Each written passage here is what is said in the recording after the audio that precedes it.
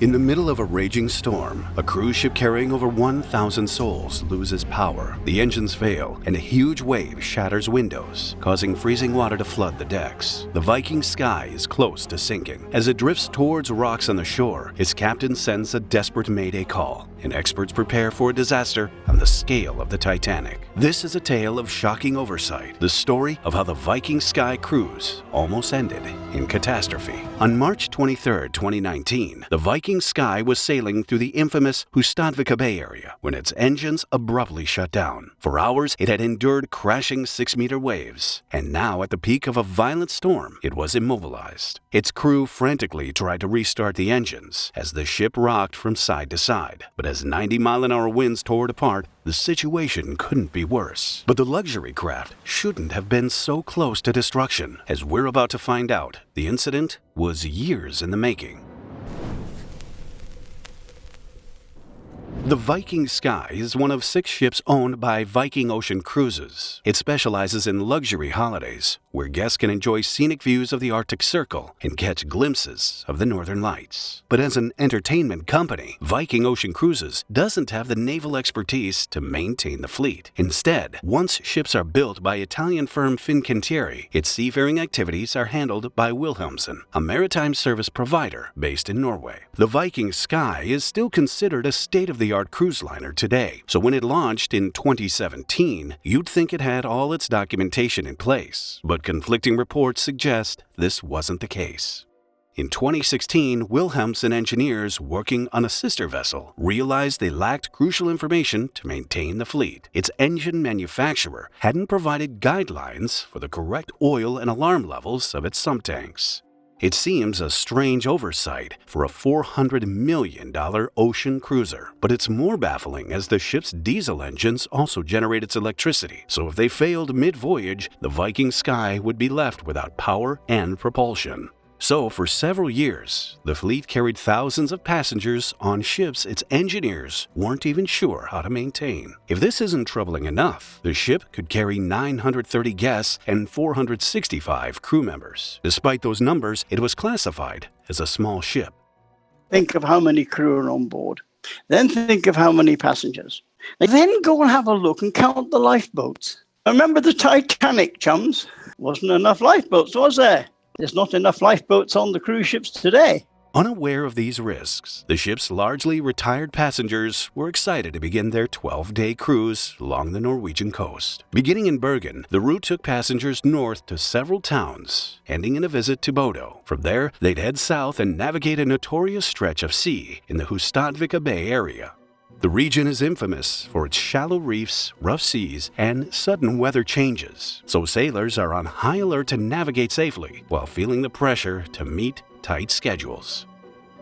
The first week of the cruise went as expected, and on March 21st, guests were enjoying a visit to Tromsø. But this is where the voyage ran into several issues. Severe weather was predicted over the next few days, and rival companies canceled the planned trips. But the weather wasn't the only thing wrong. In a regular incident for the fleet, one of its diesel-electric generators, DG3, was offline due to a faulty turbocharger. But the ship would run behind schedule if it waited in Tromsø for the spare parts to arrive. The Viking Sky also had a staffing shortage with its mandatory pilots. As expert navigators, 2 were needed to ensure the safe passage through a more challenging section of its course. However, one of the onboard pilots was only certified to sail up to Kristiansund, and the replacement pilot was set to join the crew after the most dangerous leg of the route in Bay. The captain and pilots were confident the ship could safely pass through the bay, and a technician on board could repair the generator when they reached Stavanger. Aware of the risks, they decided to leave Tromsø port in the late evening. But the decision broke maritime regulations. With one offline, Viking Sky wouldn't have enough fallback generators if the other engines encountered issues at sea. And as guests were about to discover, these weren't the only problems with the Viking Sky.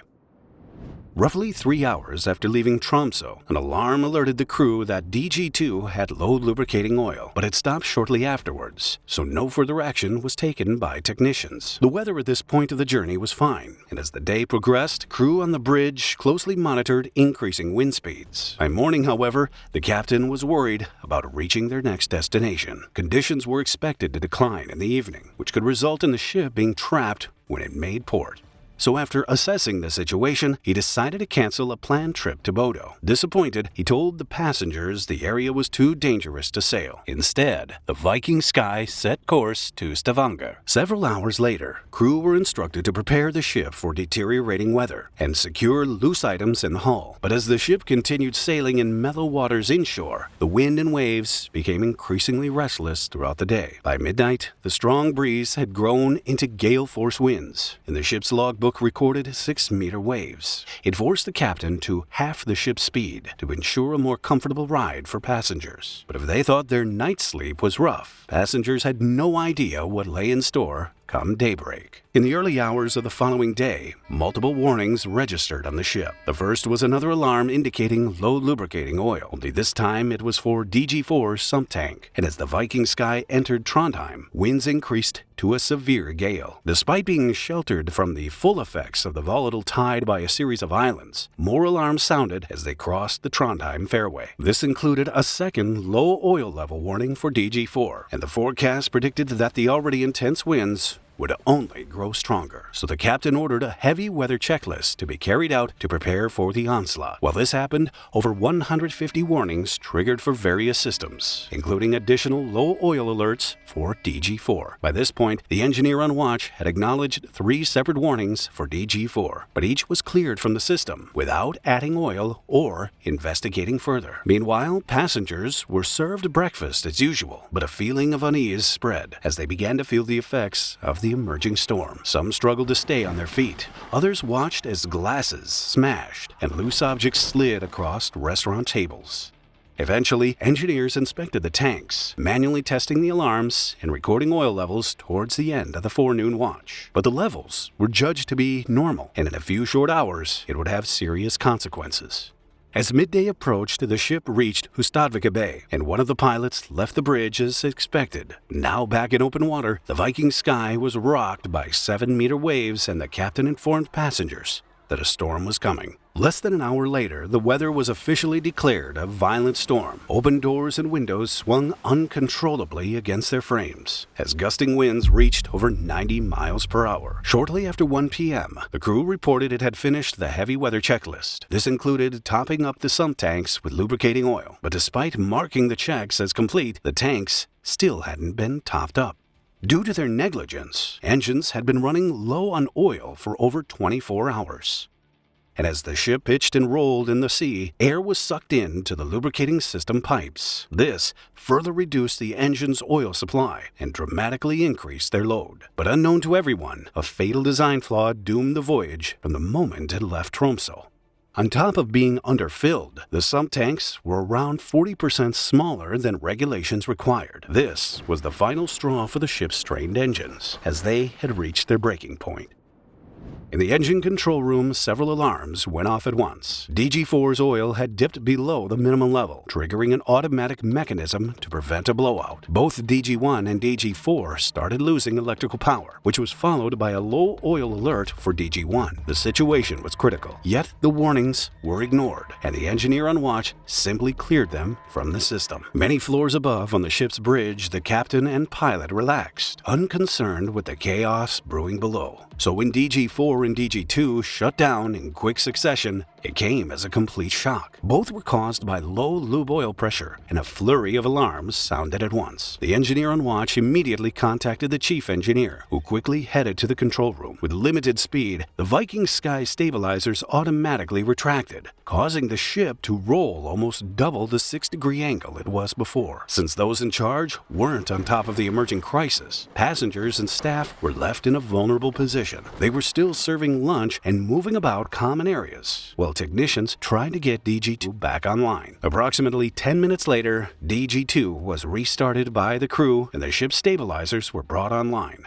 But this was only a temporary respite. DG2 shut down again, quickly followed by DG1, causing a total blackout. Facing massive waves and perilous winds, the ship had no power or steering. They were stranded, dead in the water. Panic unfolded among passengers, who wondered what had happened. In partial darkness, they huddled beneath flickering lights as the captain assessed the situation. A staff member describes the experience. Everything was broken.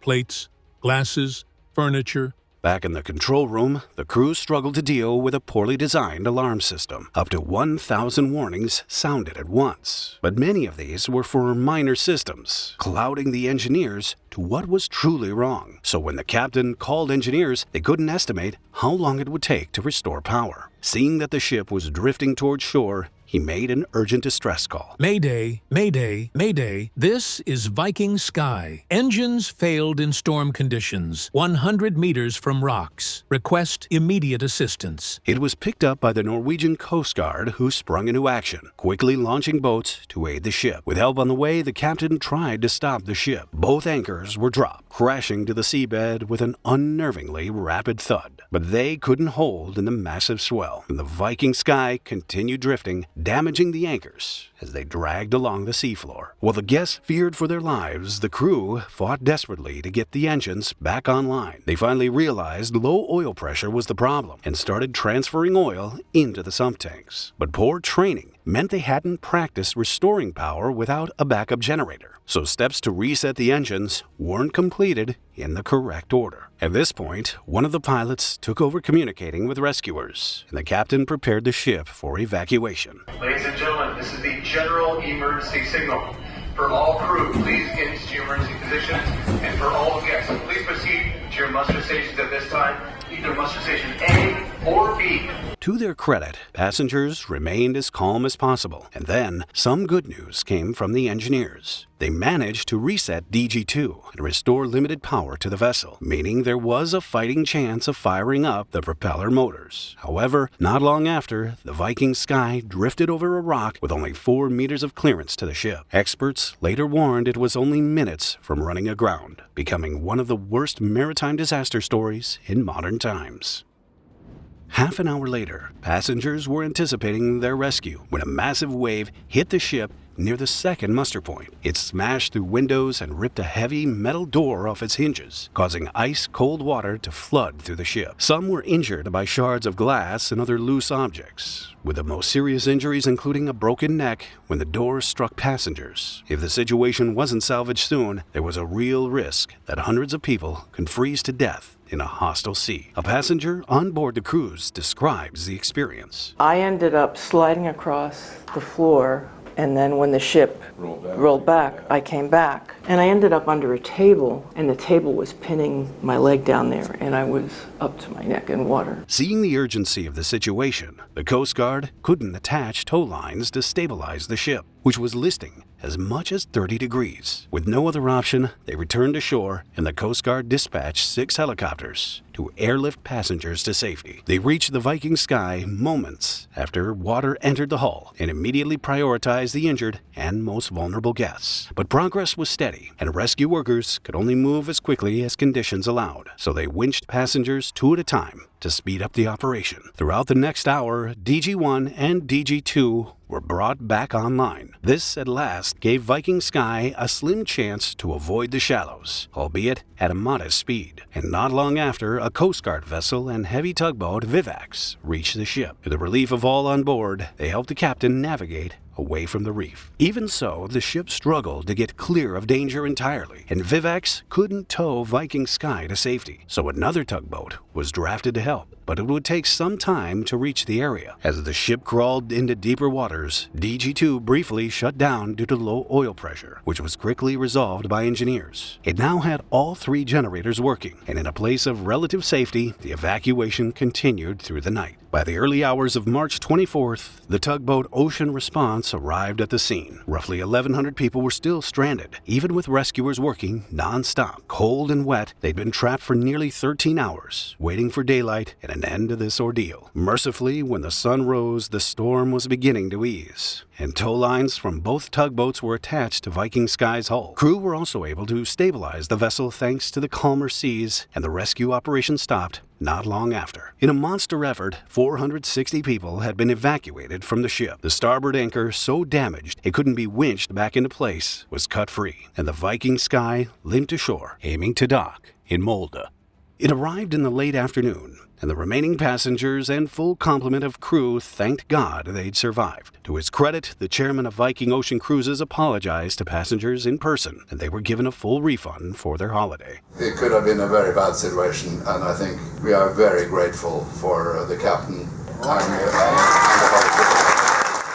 In the aftermath of the voyage, Viking Ocean Cruises reported major damage to the ship's starboard or right-hand windows. Some were destroyed outright. There was also stress on the ship's structure and superficial damage throughout. The investigation into the incident found design flaws and a failure to maintain oil level as the main cause. It made over 14 recommendations, including newly designed tanks and improvements to ensure the ship's seaworthiness. Wilhelmsen and Viking Ocean Cruises also came under fire for contributing to the disaster. In particular, the decision to leave port at Tromsø, poor staff training in a blackout situation, and the failure to ensure 2 certified pilots were on board for the entire route. Both updated their staff training programs and introduced new procedures for monitoring and responding to alarms. They also altered company policies to ensure ships and pilot staffing complied with regulations. 18 people were injured, with only a single serious case. Despite this incident, the cruise industry is among the safest ways to travel, and it's a miracle there were no casualties. Watch this episode next if you found this video interesting. Please add a like and leave a comment if you want to support the channel.